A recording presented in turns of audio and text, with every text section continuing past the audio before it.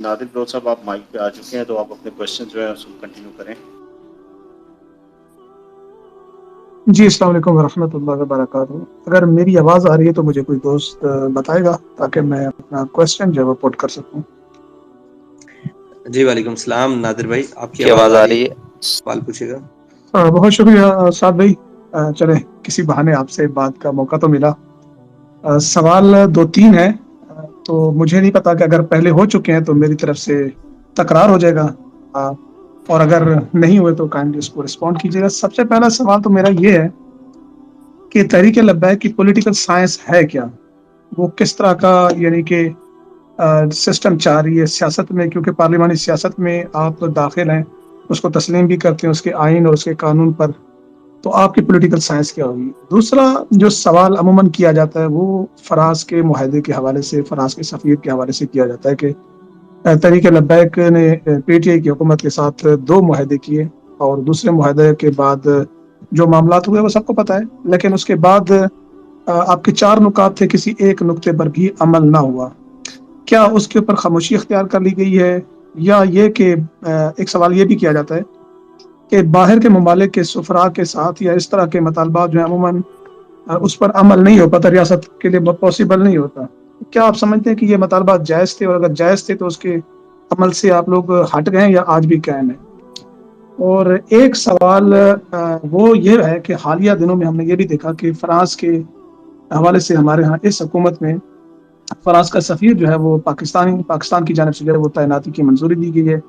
اور وہاں پر سفیر جو ہے وہ تعینات ہوا، اور یہاں پر حکومت نے ہماری جو سیلاب زدگان کے وجہ سے امداد، وہ بھی خبر آپ کے سامنے ہے۔ اس کے اوپر بھی خاموشی کے اوپر جو ہے وہ کوشچن جو ہے کچھ حلقوں کی جانب سے اٹھائے گئے ہیں، تو کائنڈلی اس کو ذرا اگر واضح کر سکیں تو عنایت ہو، جزاک اللہ۔ بہت شکریہ نادر بھائی۔ آپ نے سوال پوچھا پہلا کہ تحریک لبیک پاکستان کی پولیٹیکل سائنس کیا ہے۔ تحریک لبیک پاکستان میں وہی سیاست کر رہی ہے جس کی بنیاد پر پاکستان بنا، اور پاکستان بنتے وقت نعرہ لگا کہ پاکستان کا مطلب تھا لا الہ الا اللہ، اور دستور ریاست کیا ہوگا محمد رسول اللہ۔ اور تحریک لبیک پاکستان اسلامی اور نظریاتی جمہوری سیاست کر رہی ہے اپنے ملک میں، اور اسلام کی بنیاد کے خلاف یا اس کے اصولوں کے خلاف جو بھی کام اس وطن عزیز میں ہوگا، اس میں سب سے بڑی رکاوٹ تحریک لبیک پاکستان ہوگی۔ اور تحریک لبیک پاکستان یہ چاہتی ہے کہ ہمارے بڑوں نے جس مقصد کے لیے پاکستان کو بنایا، اس مقصد کے پایہ تکمیل تک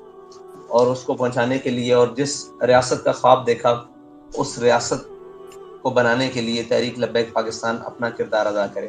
دوسرا سوال آپ نے یہ کیا تھا کہ 4 نکات، آپ کو معلوم نہیں ہے، وہ 4 نکاتی نہیں تھا، وہ معاہدہ تھا جس پر ہمارے بڑوں نے بیٹھ کر بات کی، مثال کے طور پر مفتی منیب الرحمان صاحب نے، اور کافی سارے لوگ تھے، اور ریاست کے بھی جو ذمہ داران تھے انہوں نے بات کی۔ اس میں 4 نکات نہیں تھے، بہت سارے نکات تھے، اور جن پر کچھ پر فی الفور عمل ہو گیا اور کچھ پر ابھی تک عمل نہیں ہو سکا۔ تو اس پر ہماری بات چیت ان ذمہ داران تک اور ہمارے بڑوں تک جنہوں نے ہمارا معاہدہ کروایا، ہم ان تک پیغام بھجواتے رہتے ہیں، اور ان کی طرف سے بھی مثبت و تسلی بخش جواب آتے رہتے ہیں۔ تو یہ تیسرا۔ تیسری بات آپ نے کی فرانس کے سفیر کے حوالے سے، آپ نے کہا کہ یہ مطالبہ درست تھا، یہ مطالبہ 1000% بلکہ جتنے فیصد دنیا میں موجود ہے اس سے بھی بڑھ کر یہ مطالبہ درست تھا، کیونکہ ہم اپنے آقا و مولا صلی اللہ علیہ وسلم کی عزت و ناموس کے لیے کوئی ایسی بات کرنا چاہتے تھے جس سے پوری دنیا کو پیغام پہنچے کہ ہر چیز پر یہ بات کر سکتے ہیں، لیکن اپنے آقا و مولا کی عزت پر بات نہیں کر سکتے، اس پر سودا نہیں کر سکتے، اس پر کوئی قدغن برداشت نہیں کر سکتے۔ تو یہ تو ہم نے بہت چھوٹا سا مطالبہ کیا، اور یقین جانیے ہمارے قائد نے، بابا جی نے کہا کہ یہ بہت چھوٹا سا مطالبہ ہے کہ اس کے سفیر کو ملک بدر کرو۔ اگر کوئی مسلمان یا جتنے بھی ملک کے ذمہ داران ہیں یہ اپنی ذات جتنی بھی ناموس رسالت کے بارے میں غیرت رکھتے تو یہ تو بات ہی کوئی نہیں تھی، بلکہ فرانس کے ساتھ تو وہ بات کرنی چاہیے تھی جس سے فرانس کی بنیادیں ہل جاتی، اور پونچھیں ہل جاتی, کٹ جاتی کہ یہ وہ مسلمان ہیں, ہم نے ان کو کن کو چھیڑا ہے, بات کی ہے. یہ تو بالکل ایک کمزور ترین, کیونکہ ہم پوری دنیا میں اس وقت یہی جانے جاتے ہیں کہ یہ بھکاری قوم ہے, اور ہمارے جتنے ذمہ داران ہیں یہ بھی بھکاری بنے ہوئے ہیں, اور کچھ جناب غلام ہیں, اور بلکہ سارے غلام ہیں, اور انہوں نے ذہنی طور پر اور دلی طور پر غلامی قبول کی ہوئی ہے, زبان پر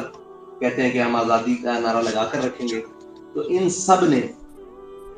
غلامی اور ان کی موجودگی میں یہ چھوٹا سا مطلب تھا جیسے فرانسس کی, لیکن سفیر کو ملک بدر نہیں کیا گیا, اور سفیر رضاکارانہ طور پر ملک سے گیا. اس بات کا کلک ہے, اس بات کا رہے گا ہمیشہ کے لیے کہ ہم ان کو کوئی پیغام وہ نہ دے سکے. لیکن عالم کفر کو یہ پیغام ضرور گیا کہ ہم نے جو چند مہرے بٹھائے ہوئے ہیں پاکستان میں, ان کی حیثیت وہی ہے جو جناب میر جعفر اور میر صادق کی تھی, اور ان کی حیثیت وہی ہے جو انہوں نے دیکھا کہ جناب ان کی قوم میں کوئی جڑے نہیں ہے, قوم آج بھی اپنے آقا و مولا کے نام پر مٹنے کے لیے تیار ہے, اور اپنے آقا و مولا صلی اللہ علیہ وسلم کے نام پر کٹ مرنے کو تیار ہے, ہر چیز قربان کرنے کو تیار ہے. تو یہ ہماری ملت نے, قوم نے, اور مسلمانوں نے, پاکستان نے ایسا پیغام دیا فرانس کو اور پوری دنیا کو کہ ہم صرف اگر ہمارا پہنچ تمہارے تک ہو تو پتہ نہیں کیا بنے, ہم تم سے اتنی نفرت کرتے ہیں کہ تمہارے ایک سفیر کو نکلوانے کے لیے ہم اتنی بڑی قربانی دے سکتے ہیں. یہ تو اب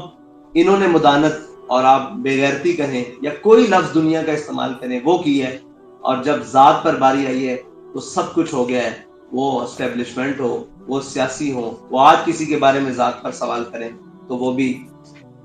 بھی جناب ان کو وہ چینل بند ہو جائیں گے, وہ سارا کچھ ہو جائیں گے. لیکن اپنے آقا و مولا صلی اللہ علیہ وسلم دیکھیں, آج اس سب کا نتیجہ پوری دنیا میں دیکھ لیں کہ جس نے مدانت کی ہے وہ اس لائن میں ذلت اٹھا رہا ہے. تو یہ ہماری بات ہے. باقی رہی اقوام عالم میں, ہمارے آقا و مولا صلی اللہ علیہ وسلم نے دنیا سے تعلقات قائم کیے اور وفود بھیجے, خطوط لکھے, وفود ملنے کے لیے آئے, سفراء ملنے کے لیے آئے حضور کو, حضور نے بھی واپس بھیجا. لیکن لوگوں کو پتہ نہیں ہے, جب مسلمہ کذاب کے لوگ جو بن کر سفیر آئے تو حضور نے پوچھا کہ تمہارا اس بارے میں کیا خیال ہے جو مسلمہ کہتا ہے. انہوں نے کہا جو مسلمہ کہتا ہے ہم اسی پر یقین رکھتے ہیں. تو میرے آقا و مولا صلی اللہ علیہ وسلم نے فرمایا اگر سفیروں کو قتل کرنا روایت نہ عرب روایات کے خلاف نہ ہوتا تو میں تم دونوں کو قتل کروا دیتا. تو ہم نے یہ بہت چھوٹا سا مطالبہ کیا کہ حضور سید عالم صلی اللہ علیہ وسلم کی جس ملک نے ریاستی سطح پر گستاخی کی ہے اس کے ساتھ سفارتی بائیکاٹ کریں. بنتا وہی ہے جو ہمارے قائد نے کہا کہ ان کے ساتھ جنگ کی جائے اس وقت تک جب تک وہ اس شخص کو مسلمانوں کے حوالے نہ کر دیں یا کیفر کردار تک نہ پہنچا دیں جو ناموس رسالت کے بارے میں ایسے نظریہ اور ایسی بکواسات اور ایسے خیالات رکھتے ہیں. بہت شکریہ آپ کے سوال.